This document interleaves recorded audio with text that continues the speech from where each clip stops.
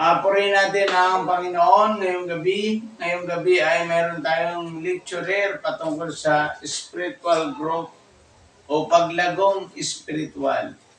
Ilalagay natin yan sa kamay para hindi natin makalimutan. Kanina nilagay natin yung pananampalataya natin sa kamay, sa kaliwang kamay. Yun naman paglagong spiritual ay nasa kaliwang kanang kamay. Ito pong paglagong spiritual, bakit kaya may mga tao na o mga mananampalataya na hindi siya lumalago spiritual? Batang-bata, parang o baby pa rin talaga palagi, baby pa rin palagi. Hindi siya lumalago spiritual at talagang magkita natin na para bang walang pag-unlad sa kanyang pananampalataya. Una, ang dahilan niyan yung tinatawag nating spiritual growth. Kung bakit hindi lumalago ang isang mananampalataya. Una, mayroon 5 P ang paglagong spiritual. 5 P's for spiritual growth. 5 P's o 5 P for spiritual growth.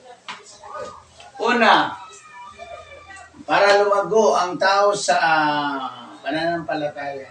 Hindi maaaring lumago ang isang taong mananampalataya kung hindi niya pa tinanggap si Kristo. Kailangan tinanggap mo na si Kristo sa iyong puso, pinapasok mo, nagsisi ka sa kasalanan mo para lumago ka spiritual. Una, panalangin. Iyan ang gagawin mo, panalangin. Panalangin ka, mananalangin ka, iyan ang dapat na kailangan sangkap para lumago spiritual ang isang tao. Una, mayroon siyang panalangin sa ating Panginoong Hesus. Pangalawa, mayroon siyang pagbabasa ng Biblia.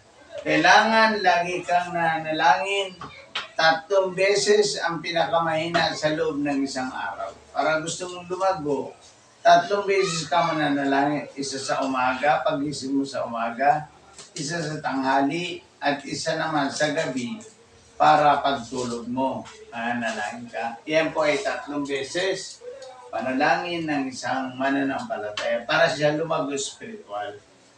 Pangalawang P, pagbabasa ng Biblia. Kailangan araw-araw siyang nagbabasa ng Biblia. Halimbawa, mag-schedule ka. Early morning worship early morning, nagbabasa ka ng Biblia. 1 oras at hanggang sa 2 oras. Dapat nagbabasa ka ng Biblia. O yung tinatawag nating short devotion ay pwedeng 15 minutes o 30 minutes. Ako kasi 2 oras ako magbasa ng Biblia. Kailangan nagbabasa ng Biblia ang isang tao para siya ay lumago, umunlad siya spiritual. Pangatlo, pag-apply naman ng salita ng Diyos, yung binasa mo, kailangan mong i-apply mo, isabuhay mo ito. Isabuhay mo para lumago ka spiritual. Yung nabasa mo mula sa Biblia ay i-apply mo sa buhay mo ito. Halimbawa, sinabi ng Diyos na lahat ng mga anak niya ay lumalayo sa kasalanan, kailangan mong i-apply ito sa iyong buhay. Pang-apat naman, pagdalo sa gawain ng Panginoon. Yan yung sabi doon sa Hebrews chapter 10, verse 23, magdalo tayo, dumalo tayo, hanggang 25, dumalo tayo sapagkat para mapalakas spiritual tayo upang masiyahan ang Diyos sa atin. Lagi tayong dumadalo sa gawain ng Panginoon. Any kind of activity of God ay nandun tayo para daluhan natin ang gawain ng Diyos. Ano po? Panlima, pagsunod sa Panginoong Hesus. Pagsunod, yung ibig sabihin, ano ba ang sinasabi ng Panginoon? Susunod ako sa kanya. Yan pong 5 yan ang mga sangkap para ang isang tao ay lumago spiritual. Halimbawa lang, nanalangin ka, hindi ka naman nagbabasa ng Biblia, bungi yan, halimbawa. Ito, 5 P. Nanalangin ka, hindi ka naman nagbabasa ng Biblia. Ikaw naman ay nagsisimba ka, ganyan ang sistema. Yan. Yan. Yan. Yan. Gusto mo ba yan? Putol. Pag halimbawa naman, dumadalo ka, hindi ka naman sumusunod, ay ganito yan. Yan. Yan. Yan. Makakagawa ba yan? Hindi. Isa lang na daliri eh. Kailangan kumpleto yan, parang ganito. Pag ganito, ay may hahawak mo yan.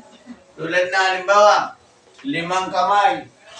Panalangin, pagbabasa ng Biblia, pag-apply ng salita ng Diyos, at pagdalo sa gawain ng Panginoon, at pagsunod sa Panginoon, kayang-kaya mong ihawak ng Biblia.